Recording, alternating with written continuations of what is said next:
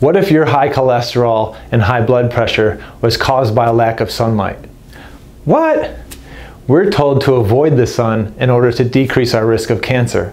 But what if avoiding the sun was increasing your risk of heart disease? In today's video, I'm going to show you the link of how that could be happening and give you strategies to be able to enjoy the sun and have a reduced risk of heart disease and cancer.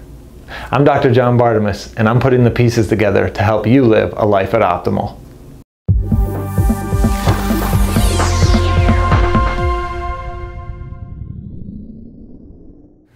Let's learn about the role of the sun in your cholesterol levels and cardiovascular disease risk.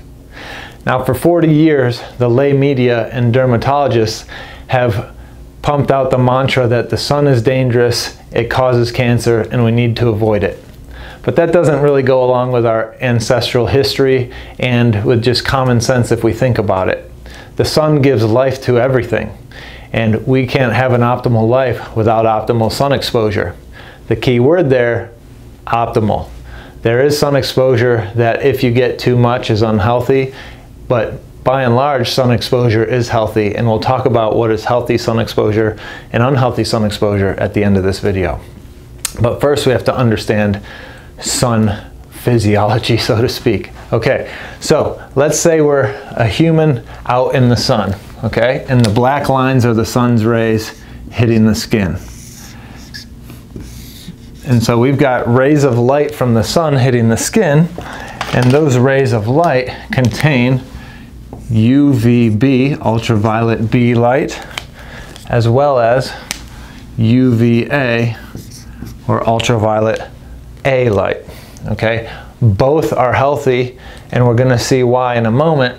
But UVA is going to play a lesser role in this video because our focus is on UVB today. But just know that UVA light has been shown in the research to promote the release of vasodilators such as nitric oxide, carbon monoxide, substance P, and calcitonin G-related polypeptide. So nitric oxide, carbon monoxide, substance P, and CGRP, calcitonin G-related polypeptide. Those will promote vasodilation, and vasodilation makes your vessels open up. Vessels that open up well are healthier and allow more blood flow, reducing blood pressure, reducing hypertension, and associated cardiovascular disease risk. So we need healthy UVA exposure. But this video is largely about UVB, so let's go there. Why are we interested in UVB? Well, because I started by saying your high cholesterol could be caused by low sun exposure. How the heck would that happen? Well, in the skin, okay, in the skin we have what is called 7-dehydrocholesterol. And 7-dehydrocholesterol is potential cholesterol. It has the potential to be converted into cholesterol down one pathway here. Okay, cholesterol. Well, let's use a different color for that. So your cholesterol levels here, 7-dehydrocholesterol could be turned into total cholesterol for you, or it could go a different route and be converted into vitamin D3. Yes, D3. Okay. And so what determines the fate of 7-dehydrocholesterol is sunlight exposure. Okay? If you've got sunlight exposure, then the UVB light converts 7-dehydrocholesterol to vitamin D3. That, my friends, is very healthful because vitamin D is a Swiss Army knife for us. It does all kinds of healthy things. What might those things be? Well, it's antiviral, it's anti-inflammatory, it's immune system balancing, it promotes a healthy gut barrier, promotes bone health, muscle health, healthy dopamine signaling, so healthy mental health. It has known anti-cancer effects. So vitamin D3 is super healthy, and vitamin D3 does come from the sun, but the nuts and bolts of it is that the UVB light is what activates 7-dehydrocholesterol into formation of vitamin D3. And so we must have that UVB light exposure despite what mainstream media and dermatologists say. Okay, if you don't have it, you don't have D, and you may have increased risk of cancer for the lack of D, right? Now, say you don't have UVB, okay? That's this pathway. If you don't have UVB, then that 7-dehydrocholesterol pool gets converted to cholesterol. So now, absence of sunlight drives this way. So here is how your high cholesterol could be due to absence of sunlight or not enough sun exposure. And cholesterol, when it builds up too much, increases the risk of, you guessed it, cardiovascular disease. Okay? And none of us want that heart disease or that stroke, right? But it's not cholesterol in and of itself.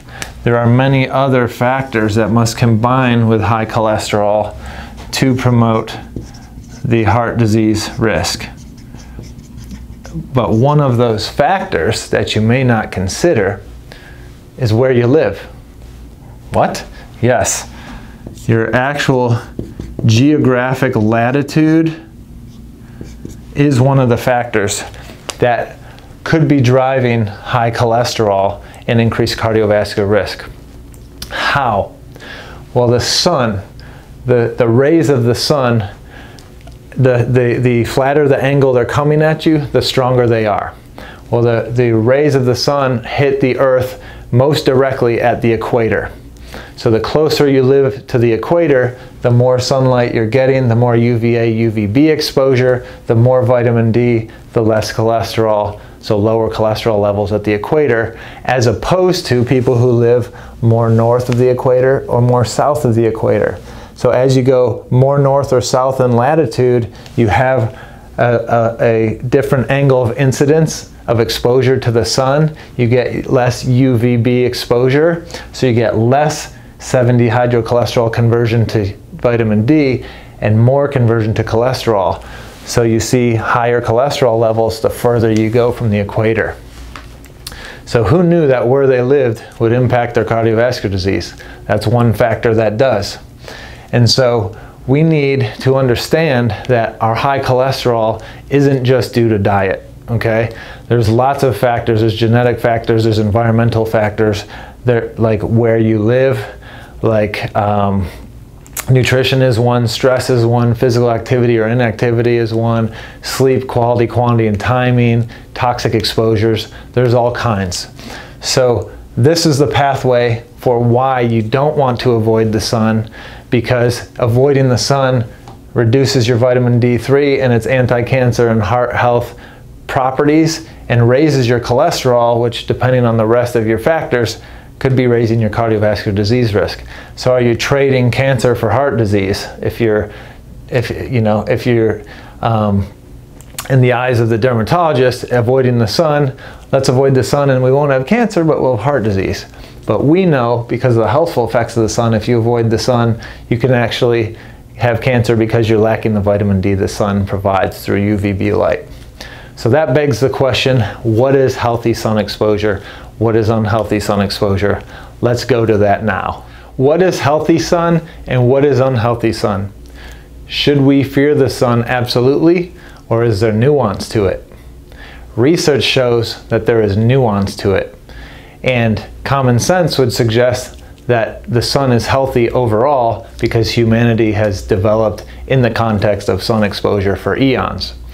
So now we want to understand what is healthy and unhealthy sun exposure. So let's use our stick man here to relay that information for you. Again, the media doesn't distinguish the nuance, and dermatologists often don't either, so you might hear the message avoid the sun because you don't want cancer and deprive yourself of the healthy sun and UVB and UVA rays that we just discussed, reduce your heart disease risk, your cancer risk, and promote health. So let's get into the nuance, and it's right here and it's simple. The take-home summary statement is the research says if you're outside in the sun and you look down at your shadow on the ground, if your shadow is taller than you or longer than you, then that's healthy sun exposure. If your shadow is shorter than you or it's right under you, that's unhealthy sun exposure. How do you know? Let's look at it. Okay, so we have our 3 suns here, and we have our person standing on the beach or any ground you'd like them to be on.